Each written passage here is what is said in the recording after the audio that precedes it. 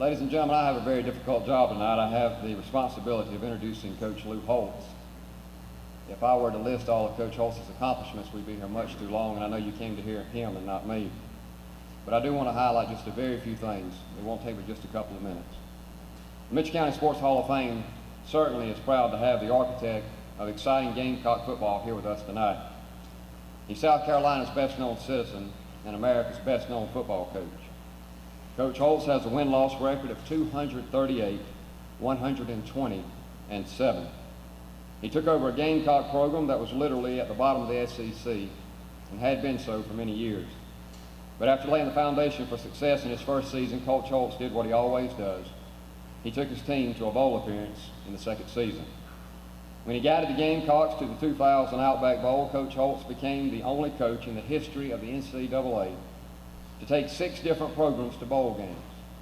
In that same year, he became the only coach ever to guide 4 different programs to the final top 20 rankings. He began his career in 1960 as an assistant coach at Iowa. As an assistant, he would then move to William & Mary, Connecticut, South Carolina, and Ohio State. At Ohio State, he was assigned to, he was an assistant to Woody Hayes when they won the national championship in 1968. And with this background, he became the head coach at William & Mary in 1969. He would later fill head coaching positions at North Carolina State, Arkansas, Minnesota, Notre Dame, and of course South Carolina. He also briefly filled the head coaching position of the New York Jets. Coach Holtz has been coaching for 31 years and has led his team to 22 postseason bowls. His 11 bowl victories place him in the top 5 all-time list. However, in my opinion, his best work was at South Carolina, taking a Carolina team that had lost 21 straight games to a bowl game in their second year. As a result, he was named SEC Coach of the Year and received National Coach of the Year honors from Football News and the American Football Coach Quarterly. He is one of only 17 coaches in NCAA history to win over 200 games.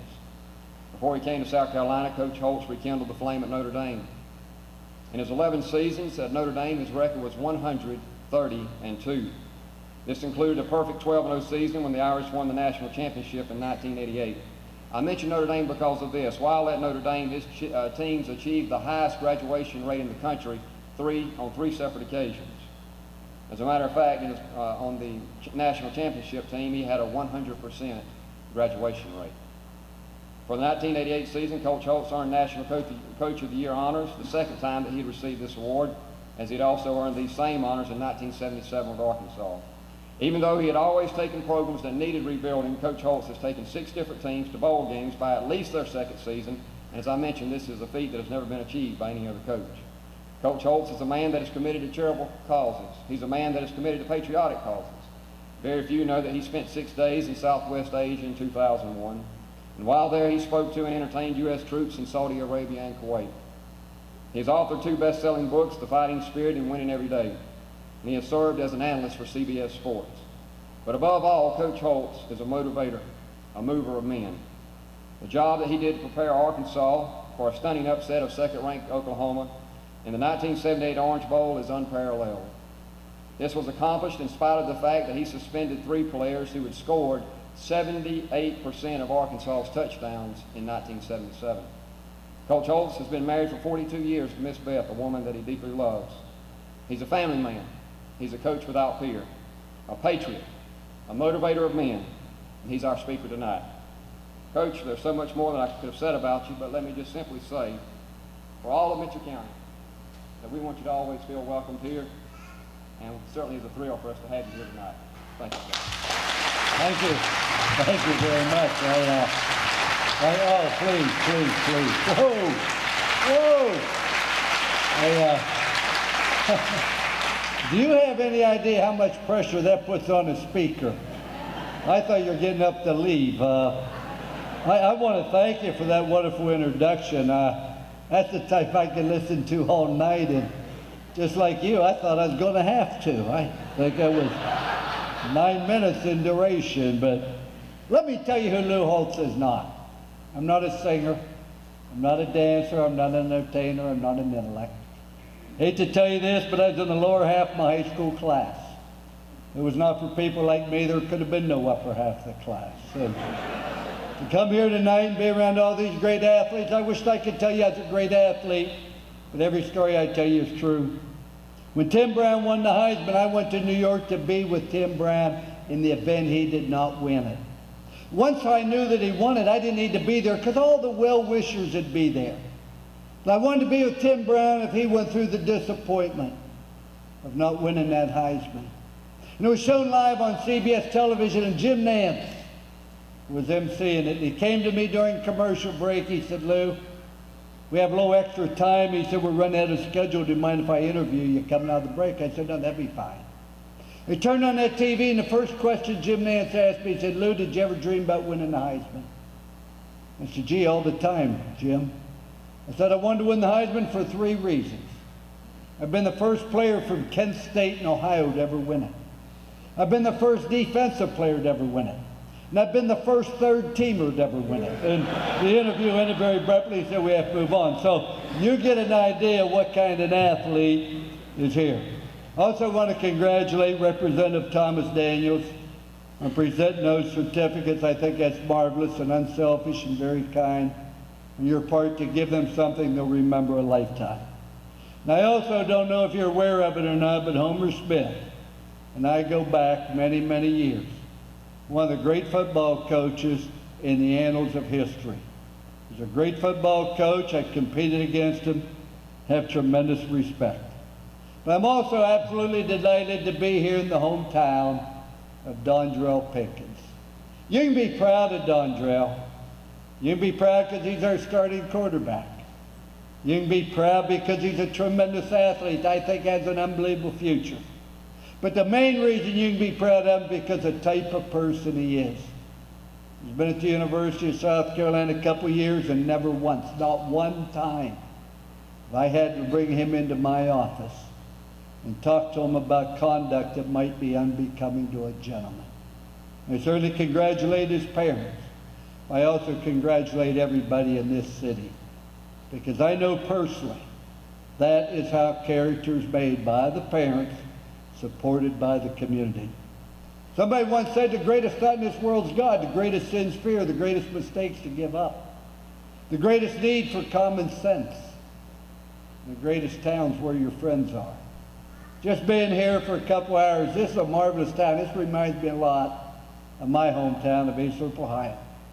Over 80% of the Medal of Honor Award winners during World War II came from a community like this.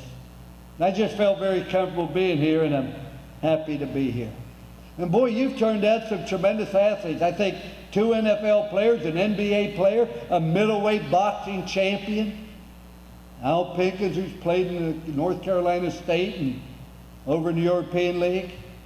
And then you talk about the quarterback you had at the University of Georgia, I believe his name was Jackson. And then about the quarterback at Georgia Tech. I mean, you've just had tremendous athletes. Then to listen here to the accolades, this is unbelievable. To have a community this small, but to produce this many outstanding athletes tells me that there's something more than just athleticism. You know, there are a lot of things in this world I don't understand, ladies and gentlemen. I don't understand how a black cow eats green grass and produces white milk and yellow cheese. I don't understand how you can take hydrogen and oxygen, both are odorless, colorless, tasteless, combine with black tasteless carbon and produce white sweet sugar. I don't understand why a kamikaze pilot wore a helmet. And I don't understand how some people born with so much achieve so little, and some people born with so little achieve so much. But I've tried to study, and I've tried to look, and I've tried to examine what causes somebody to achieve excellence in any field of endeavor, whether it be in coaching, whether it be in athletics, whether it be in business, whether it be as a teacher, as a mother. You know, I know you're sitting there and you're saying, well, how long are you going to speak? Let me put your mind at ease. First thing everybody wants to know, how long is he going to speak? It's like the preacher got up to give his first sermon. He had worked on it, and he goes into church and only one person shows up. The preacher said, should I give my sermon? The guy said, I don't know, I'm a farmer. So I don't know anything about preaching, I know about farming. I go out to feed a cow, only one cow shows up, I feed the cow. The guy said, fair enough, preacher lectured for 1 hour and 45 minutes. Guy sat there, he got done and said, "What'd you think?" I said, "I don't know, I'm a farmer." He said, "I go out to feed the farm, I go out to feed the cows, only one cow shows up, I feed the cow." But he said, "I'll be god dog if I give him the whole bale of hay." So, what I'm telling you, put your mind at ease, I'm not going to speak any longer than 25 minutes, absolutely maximum. But I'd like to talk a little bit about what greatness has in common. I love to be around great people. I love to be around people that have accomplished something. It doesn't have to be something you read about in the world news. I love to be around people that achieve greatness because I know there's a couple things. Number one, there's perseverance. So many people would give up when things don't go well. You know, I've been on top, I've been on bottom, I'll be both places again. You may not be aware of this, but I'm in Arkansas's Hall of Fame. They put me in the Hall of Fame. We beat Oklahoma in the Orange Bowl. They made a hero out of me. They put me in the Hall of Fame. They made a stamp commemorating me with my picture on it.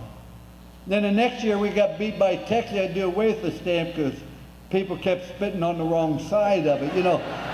And you're going to be up and you're going to be down. That's part of life. And I've never known anybody yet that ever achieved anything that didn't have to get up off the ground, that didn't have to overcome adversity. Let me tell you what happened to me my first year at the University of South Carolina. My wife had her second major cancer surgery. And I want to pause here and say, if you want some great advice, listen to your spouse. Nobody knows you any better. Nobody loves you anymore. Nobody wants to see you succeed anymore. Nobody be more honest with you. And my wife, not only somebody I love dearly, she's my very, very best friend. There's nobody in this world I respect as much as my wife. When I talk about my wife, I remember when I was at Ohio State coaching under Woody Hayes, we won the national championship. They had a huge billboard, and it applies to these people here tonight.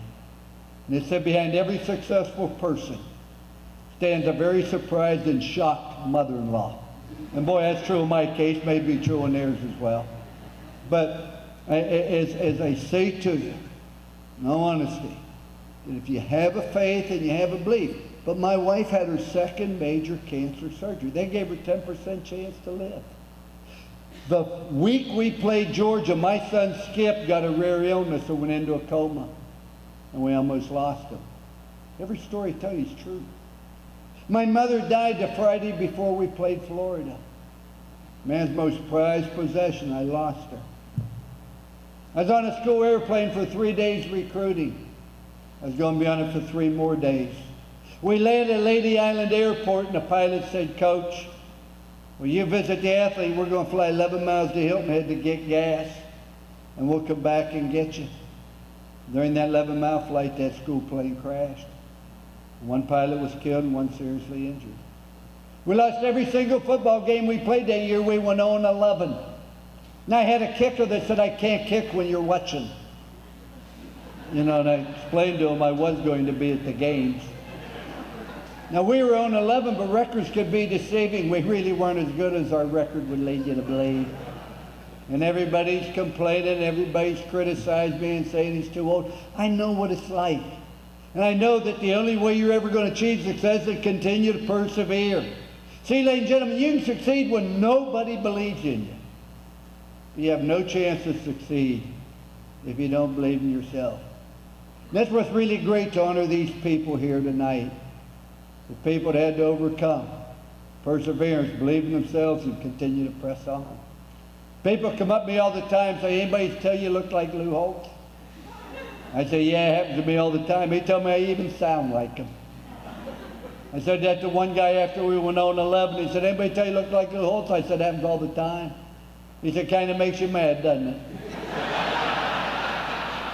You know, you go through that, you understand. And when you're down, you got 2 choices: lift yourself up or stay down. George isn't going to call him and say, "Coach, you don't have a running back. We got 3. Let me send you one." See, ladies and gentlemen, the main thing, when I see people are successful, I know they've had to persevere.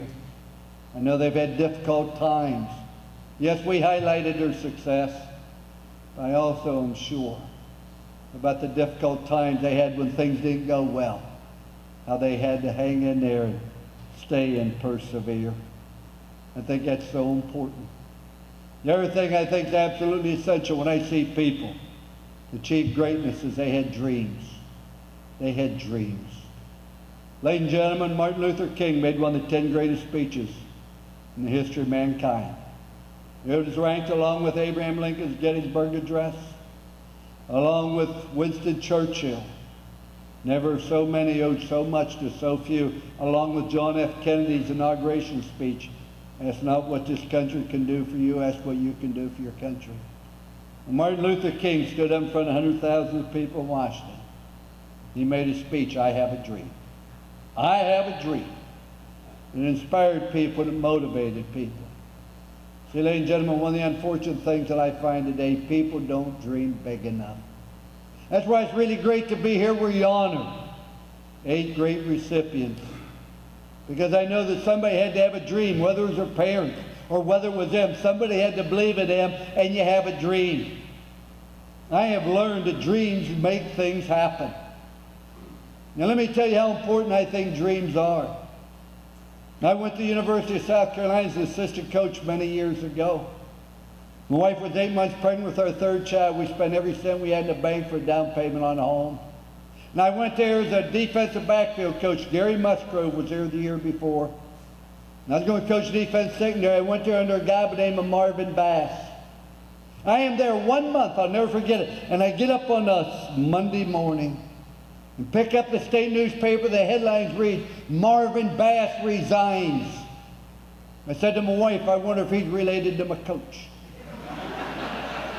Next thing you know, a half hour later, I'm unemployed. They went out and hired Paul Diesel. I didn't know anybody in South Carolina to recommend me. I didn't know anybody in Paul Diesel's staff, and so all of a sudden I'm out of a job, feeling deflated, feeling defeated. I'd never had any dreams before. And my wife, after giving birth to our son Kevin, who's now a lawyer, when he graduated from law school at Notre Dame, I said, what's the most important thing you learned in law school? He said, my first year professor told me if somebody's going to go to jail, make sure it's your client and not you. I said, that's good advice. But after she gave birth to Kevin, she had to go to work as an x-ray technician, and I was a stay-at-home dad with 3 little children, feeling defeated, feeling like a failure. And she bought me a book. They talked about dreams. Matter of fact, it was a book written by a professor at Georgia Southern, David Schwartz. And he said, write down, put it into 5 categories, things I wanted to accomplish as a husband and a father. Second category was things I wanted to accomplish religiously. God's very important in my life. I don't preach it, I don't lecture it. But I hope the way I live my life reflects the strong faith I have in God. As St. Augustine said in the 16th century, you should preach the gospel 24 hours a day, and when absolutely necessary, even resort to using words. And the 3rd column was things I wanted to accomplish financially. And the 4th column was things I wanted to accomplish professionally. I wanted to coach at Notre Dame. I wanted to win the national championship. And the last column was things I wanted to do for excitement. I'm sitting there unemployed, 30 years of age, maybe 29. I thought, what did I do? Yeah, I'd like to jump out of an airplane. Yeah, I want to land on an aircraft carrier, want to go on a submarine, want to be on the Tonight Show, Johnny Carson, wanted to learn how to do magic, make a hole in one, play the greatest golf course in the world. I wanted to go to the White House for dinner, wanted to see the Pope, and I wanted to go to Pamplona and run with the bulls with a slower person. And I had them all down. I had 107 of them. My wife come home, I said, honey, we're going to do them all. And she looked at him and said, gee, that's great, why don't you get a job? So we made it 108. Now those 108, we've done 102. See, you don't go through life be a spectator, but be a dreamer. The main thing I want Don Drell and I want athletes to dream about is being in this Hall of Fame, winning championship, graduating. That's what life's about. And then I followed my dreams, and it was great. And then I went to the University of Notre Dame. We took program on the bottom, we took the very top. And for 9 straight years, we went to a January 1 bowl, sugar, cotton, orange, or fiesta. And you get on top and you reach a level in your life where you start maintaining it. And at the University of Notre Dame, you say, this is pretty good, let's keep it here, we're on top. And there's a rule of life, ladies and gentlemen, you're either growing or you're dying. A tree's either growing or is dying. A person's either growing or they're dying. A marriage is either growing or is dying. And the whole thing determines whether you're growing or not is whether you're dreaming. And I wasn't tired of coaching at Notre Dame. I thought I was. And after I left the University of Notre Dame, I said, I'm never going to coach again, honey. I told my wife, I'm tired of coaching. I don't have the desire anymore, because I was maintaining it. And then I got out and I went to work for CBS Television as an analyst on TV, and that's not complicated. You just talk till you think of something to say. And then I went to live in a town where the average age is deceased. And I had the same empty feeling. And when I went to the University of South Carolina, people saying, you can't win there and you can't win championship. I have dreams. I have hopes. I know where we want to go. We want to win the championship. And that's what motivates me. That's what inspires me. That's what gets me enthusiasm. You get up every day. You're on an airplane. You can hardly wait to come up with different ways of how to win the championship. And all I'm saying to you is I congratulate the people here, because everything starts with a dream. Martin Luther King, I have a dream. Wouldn't have had the same impact had Martin Luther King stood up and said, I got a strategic plan I want to talk to you about. Strategic plans don't excite anything. Ladies and gentlemen, having a dream and believing is so critical and so important. And the last thing I want to say to you is about the attitude we have. The attitude we have towards adversity, towards good things, towards bad things. Just attitude. See, we aren't born winners and losers, ladies and gentlemen, but we are born choosers. The most important choice we make every single day is the type of attitude that we're going to have. True story, when I was at Notre Dame, we let other people affect how we feel. When I was at Notre Dame, we took the Notre Dame football team down to play Florida in the Sugar Bowl, coached by Steve Spurrier. I told our football team getting ready to play Florida that they're smart, they're good, they're athletic, they're talented. And I said, you know, if you had gone to the University of Florida, you could have worn, after you got out of school, you could wear that orange to the game on Saturday and cheer for Florida. And you could have wore the orange, same outfit on Sunday to hunt. And then the rest of the 5 days, you could have worn that same orange uniform to pick up trash along the highway. But this is a true story. We went down to play Florida, and I felt we'd play a great game. We're a big underdog. Took my wife and 4 children. We went to Orlando for 2 days. We went out to dinner. And I'm sitting there at dinner. I love my family. I'm sitting there, and the waiter came up, and he recognized me. He said, you're the Holtz head coach at Notre Dame, are you? And I said, yes, sir. And I took out my pen thinking he wanted an autograph. And I just like this, he said, let me ask you a question, Coach. He said, what's the difference between Notre Dame Cheerios? I said, I don't have a clue. He said, Cheerios belong in a bowl, Notre Dame doesn't. My attitude changed. All of a sudden I became upset and irritable. That sucker didn't have a nerve to say that. And finally my wife said to me, you're going to let somebody you never met before, never going to see again, say something that's going to ruin an evening with your family? And she's right. I was going to let a total stranger, because he said we didn't belong in a bowl, ruin the evening. And when she said, my attitude changed, and I got positive, I called him over. I said, son, let me ask you a question. I said, what's the difference between Lou Holtz and a golf pro? He said, I don't have a clue. I said, a golf pro gives tips. You know, which he found out, wouldn't he? But it always goes back to the adversity we have. So, ladies and gentlemen, I promise you I'd only speak 25 to 30 minutes. I've already done that. But I just really wish to congratulate the recipients here. I also wish to congratulate this people in this community. And to the recipients, it's marvelous what you've done. But if what you've done yesterday looks big to you, then you haven't done much today. But I'm going up on Sunday to my hometown of East Liverpool, Ohio. We have a Hall of Fame up there, very similar to the one you have here. But we honor business people, we honor educators, we honor doctors. We try to honor people that made that community very, very special. And one thing I will say, and Jim Tressel, the football coach at Ohio State's national champion, will be our guest speaker, and he's a personal friend of mine. The one thing I will say to the inductees up there, the same thing I'll say to the inductees here. You have to give back. You have to give back and make sure it's a better place for young people growing up.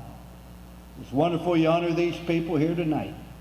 Not only for their accomplishments, but for setting an example. I went to your Hall of Fame and I saw the different things. I really marveled at your middleweight boxing champion back in 1920. But those serves as role models. Serves as role models to the young people growing up. And there's a poem once that said, I saw a group of men in my hometown, a group of men tearing a building down. With a heave and a howl, with a mighty yell, they swung a beam and the sidewalk fell. And I said to the former, are these men skilled, the type you'd hire if you wanted to build? He laughed and said, why, no, indeed. He said, common labor is all I need, because I can tear down in a day or two what it took a builder 10 years to do. And I thought to myself as I walked away, which of these roles am I going to play? Ladies and gentlemen, anybody can tear down, anybody can criticize, anybody can find fault. But it takes a rare individual to build a successful life, a successful athletic program, a successful family, a successful town. Because you have to do it day after day after day. Nothing magic about it. Hard work, perseverance. Now, Graham complained once about because I did some magic. I close here by doing a simple little trick. Like any other newspaper, you have front page for people who want to read the news. You have the comics for people who can't read. And you have the editorial page for people who can't think. But anytime you want to do something and try to do something great, there isn't any such thing as magic.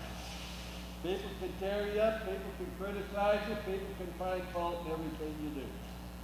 But you have to have a faith, and you have to have a belief, and you have to execute good fundamentals. Most important of all, you have to have people that encourage you. You have to have people that love you. There's no way in this world that you can do anything without encouragement along the line. As I said, there ain't any such thing as magic. Many of you thought you saw me tear that up. If you really have the faith, have a belief, there's no such thing as magic. Somebody said, how do you do that? Perfectly, I thought. But in any event, that's not important. I wake up middle of the night screaming because I can't figure it out. Thank you for having me. Congratulations. God bless you.